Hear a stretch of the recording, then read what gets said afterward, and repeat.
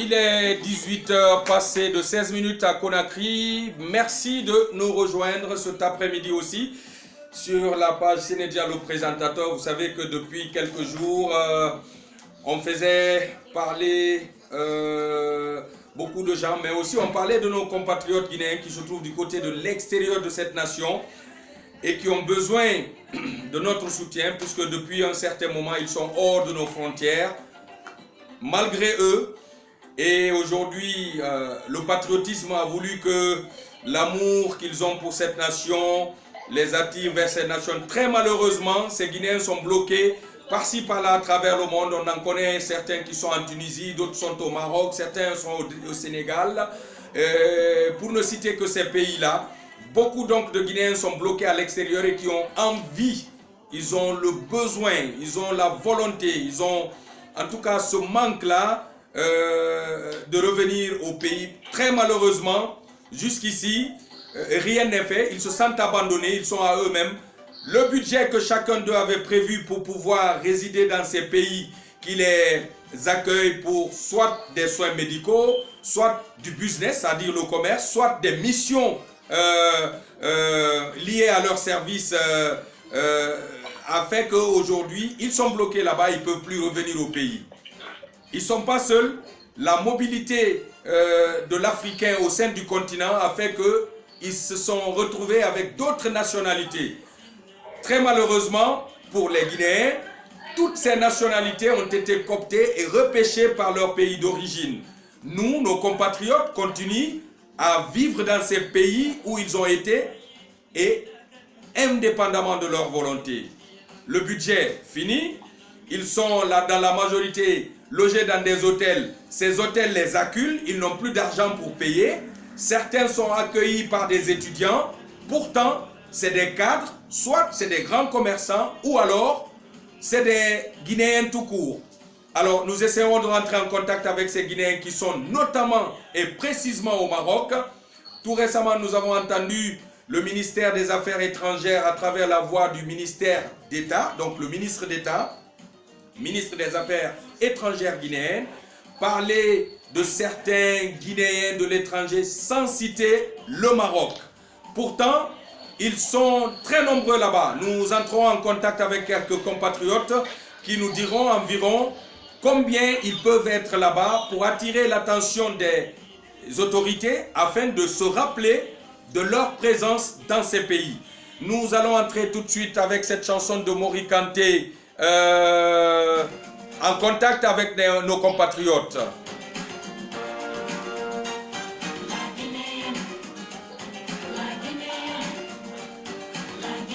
Et du coup, nous sommes en contact avec quelques compatriotes. Monsieur Camara, bonsoir. Bonsoir, monsieur. J'espère que vous allez bien à part ce qui se passe. Oui, bon, par la grâce de Dieu, nous allons bien. Super. Alors, tout d'abord, je voudrais vous présenter toutes mes condoléances suite au décès d'un des fils de la République de Guinée qui a vendu cette nation à travers le monde, notamment Feu Mori Kanté, qui est une artiste planétaire. J'espère que vous êtes déjà au courant de cette nouvelle aussi. Une grande perte pour la République. Merci beaucoup. Mori Kanté, c'est le porte-flambeau de la Guinée. Mes condoléances à tous les compatriotes guinéens, à sa famille, à ses collaborateurs. Que Dieu l'accueille dans son paradis. Amen. Alors, vous, présentement, vous êtes au Maroc. Oui. Qu'est-ce qui vous a amené au Maroc? Moi, je suis arrivé au Maroc vers le 14 mars pour un séminaire de 2 semaines. Donc, c'est dans le cadre professionnel. Dans le cadre professionnel que vous êtes là-bas. Vous dites? Je dis que c'est dans le cadre professionnel que vous vous êtes retrouvé au Maroc. Oui, je suis venu dans un cadre professionnel pour un séminaire. D'accord. Un séminaire de 2 semaines. D'accord. Et qu'est-ce qui fait que vous êtes encore là-bas? Le séminaire devait faire 2 semaines, c'est fini. Vous êtes encore au Maroc. Nous sommes arrivés le 14 et brutalement le 16, les autorités ont décidé de fermer les frontières et de suspendre tous les vols à cause de l'épidémie de Covid-19. Et du coup, nous sommes là, au lieu de faire 2 semaines, nous sommes là depuis plus de 10 semaines. Nous sommes aujourd'hui 61 jours que nous sommes là. D'accord. Avec nos maigres ressources. Et voilà, c'est très difficile, c'est vraiment difficile. D'accord. Et M. Camara, étant au Maroc, est-ce que vous avez pris contact, vu que vous êtes au Maroc, vous avez envie de rentrer au pays, est-ce que vous avez pris contact avec la représentation diplomatique là-bas, qui est censée quand même vous aider à prendre des dispositions pour que vous regagniez la patrie? Oui, depuis le 13 avril, l'ambassade a entrepris un recensement des Guinéens qui sont bloqués ici. Les Guinéens ont bloqué à cause de la fermeture des frontières. Une liste de plus de 150 personnes a été élaborée. Mais depuis le 13 avril jusqu'à maintenant, ça fait plus d'un mois. Et la situation n'évolue pas. Et lorsqu'on a entendu le ministre des Affaires étrangères énoncer les grandes mesures la dernière fois, nous étions contents, mais malheureusement, le Maroc n'a pas été cité. Et nous sommes inquiets parce que le déconfinement au Maroc est prévu pour le 10 juin. Mais cela ne signifie pas qu'ils vont ouvrir les frontières. L'exemple de la France est là, ils ont déconfiné depuis le 11, mais les frontières sont fermées.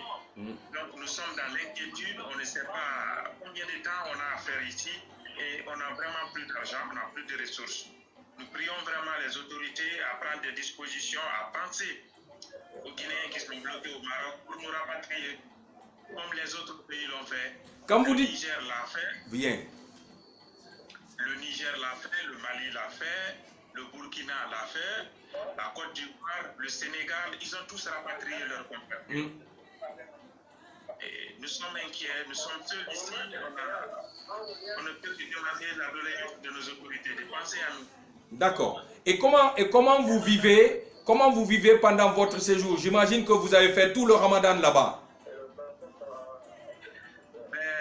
La situation est très difficile. Je vous l'ai dit, nous sommes venus pour 2 semaines, donc avec des ressources limitées pour 2 semaines. Tout à fait. Ça nous fait maintenant plus de 70 jours.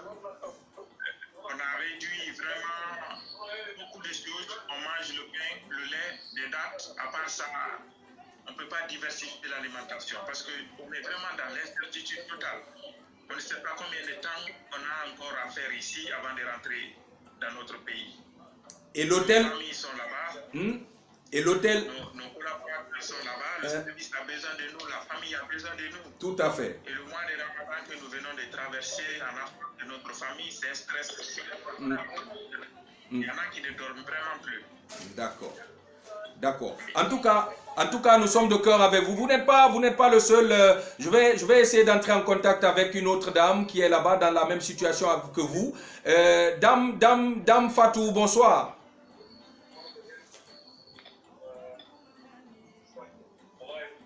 Est-ce que Dame Fatou m'entend? Bonsoir. Yaye Fatou, bonsoir.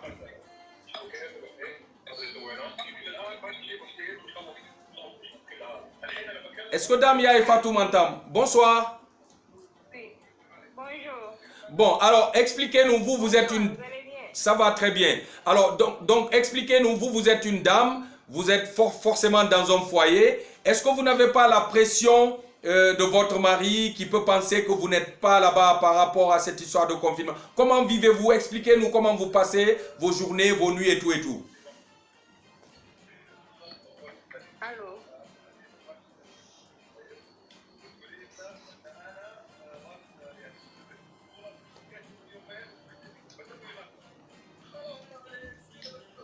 Allô? Oui, allez-y, Dame Fatou, allez-y, parlez. Nous vous écoutons, parlez. Tu m'entends, vous m'entendez? On vous entend très très bien, oui.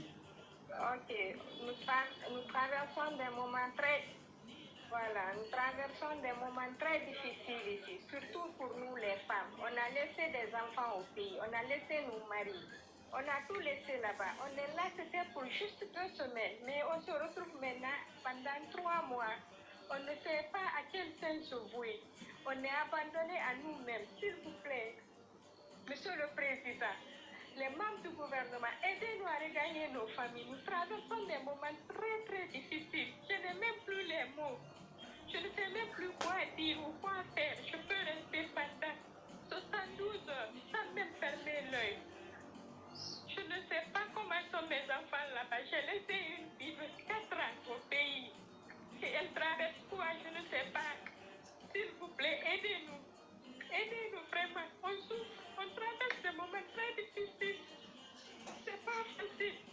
Quand tu viens au marché, tout ce qu'on vend aux autres à 1000 francs, on te donne à 2000, 2500. On n'a plus rien. Moi, personnellement, je ne sais même plus quoi dire ou quoi faire.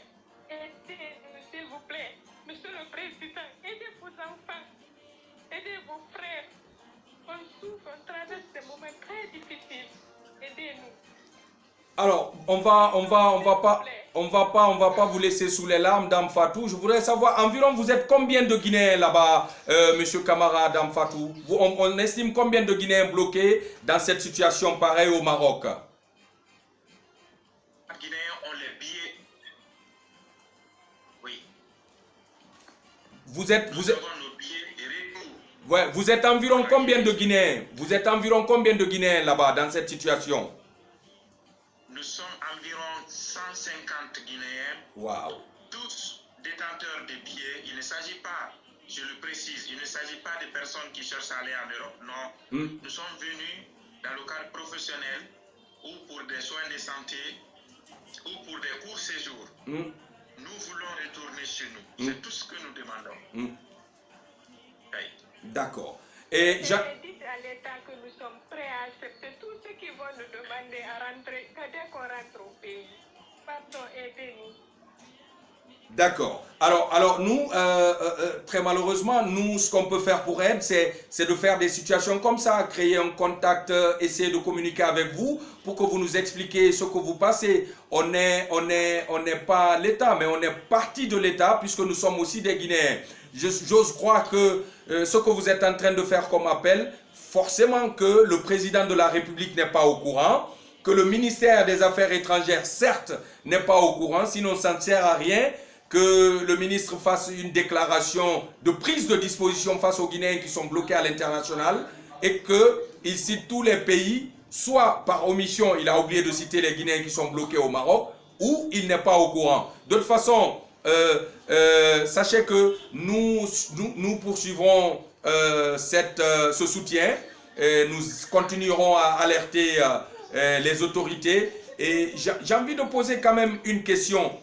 Monsieur Camara, est-ce que les hôtels dans lesquels vous habitez comprennent la situation dans laquelle vous êtes, ou bien ces hôtels même n'en ont rien à voir dans cette histoire? Vous les payez, eux, c'est leur argent qui leur intéresse. Comme Dame Fatou parlait tout à l'heure, tout ce qui se vend à 1000, on double le prix pour vous. Oui, la situation sur le plan financier est très très très difficile. Nous sommes des étrangers, nous ne sommes pas chez nous. Donc, les facilités qu'on accorde aux nationaux, c'est pas les mêmes facilités qu'on nous accorde nous. Nous sommes là, le tarif fixé, c'est le même tarif qui continue. Malgré toute la situation, il n'y a pas de réduction, on n'a aucun privilège. Nous ne bénéficions d'aucun privilège. Chacun est mieux ce soir. Moi, je veux vraiment que l'État nous aide à rentrer. Tout à fait. Est-ce que vous vous êtes au moins une fois mobilisé pour aller à l'ambassade de la République de Guinée à Rabat pour expliquer la situation dans laquelle vous vivez, ou bien vous n'êtes pas du tout organisé? Bon, ici, l'état d'urgence est accompagné du confinement. D'accord. Et ce confinement ne permet pas de quitter même le quartier. À plus forte raison, la Wow. Donc, ceux qui sont... personne ne peut partir à l'ambassade actuellement là. C'est pas possible, c'est pas possible. D'accord. D'accord. Alors là, je crois que cette intervention que vous avez faite, Dame Fatou, nous, enfin, on n'a pas voulu vous laisser continuer dans les pleurnichements. On voit vraiment l'émotion qui vous anime. Vous n'êtes pas un homme comme M. Camara aussi, qui forcément a laissé sa famille ici, parti dans le cadre professionnel, mais qui se retrouve aussi, comme vous, Dame Fatou, bloqué au Maroc, sans aucune attention des autorités, comme vous le dites. Et aujourd'hui, si on vous demandait ce qui est prioritaire pour vous par rapport à revenir en Guinée, est-ce que c'est les bagages? Est-ce que c'est vous-même là, tout de suite, quand on vous dit allez-y à l'aéroport, est-ce que vous êtes prêt à venir embarquer à l'aéroport, revenir au pays? Je crois que ça c'est une question très facile. Nous voulons rentrer. Nous voulons rentrer dans notre pays, nous voulons rentrer auprès de notre famille. Les autres pays l'ont fait. Je l'ai dit tout à l'heure, tous les pays voisins l'ont fait. Je ne parle même pas des pays occidentaux. Tous les pays voisins l'ont fait. Nous voulons rentrer. Nous ne sommes pas venus pour faire autre chose ici. C'est la situation qui nous bloque. Nous voulons, nous souhaitons et nous implorons nos autorités à faciliter notre retour. Quelles que soient les conditions posées, nous sommes prêts à les satisfaire. Super. Toutes les conditions que les autorités poseront, nous sommes prêts à les satisfaire. Nous voulons rentrer chez nous, auprès de nos familles. D'accord. Monsieur Camara, Dame Fatou, merci en tout cas d'avoir accepté d'intervenir dans ce direct que nous sommes en train de faire. Nous croisons les doigts et espérons que cet appel que vous avez lancé tombera dans de bonnes oreilles et nous vous dirons quoi d'autre que à très bientôt au pays pour qu'on puisse, comme d'habitude, passer les moments de joie, de bonheur sous le soleil ensemble.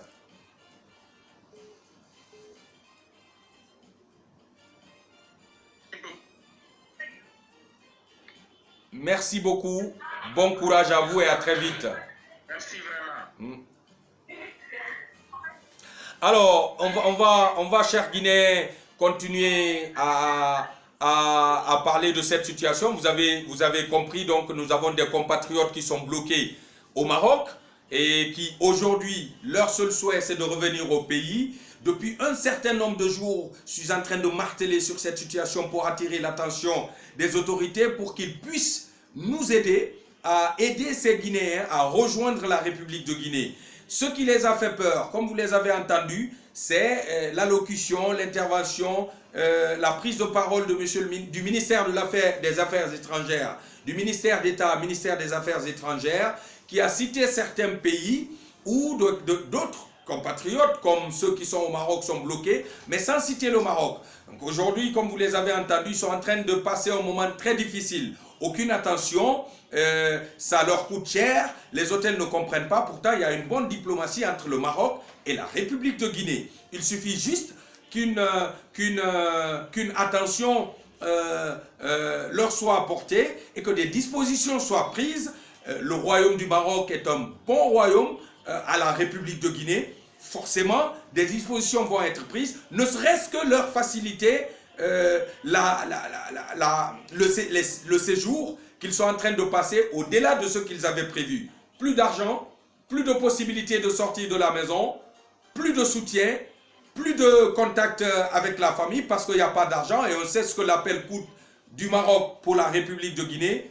Pensons à ces compatriotes, pensons-y, prenons des responsabilités, des décisions pour qu'ils sachent qu'ils ont aussi une république, une nation, des autorités derrière eux. Peut-être, comme je l'ai dit tantôt, que les autorités ne sont pas au courant. Maintenant que cette alerte est lancée, vous les avez entendus, chers décideurs, chers compatriotes, on compte sur vous pour que ces Guinéens qui ont de la famille, qui ont imaginé passer le mois saint de Ramadan hors de cette république, en dehors de leur cercle familial, et qu'ils ont très malheureusement eu la malchance de passer la fête de Ramadan dans un pays qui n'est pas le leur. Imaginez un peu ces difficultés qu'ils ont traversées. Imaginez un peu la pression. Nous attirons votre attention et comptons sur vous. Je vous souhaite de passer une excellente fin de soirée. Bonne fête à tout le monde et bonne suite de fête. On se donne rendez-vous à la prochaine vidéo. Prenez soin de vous. Au revoir, je vous aime toujours. Bye bye.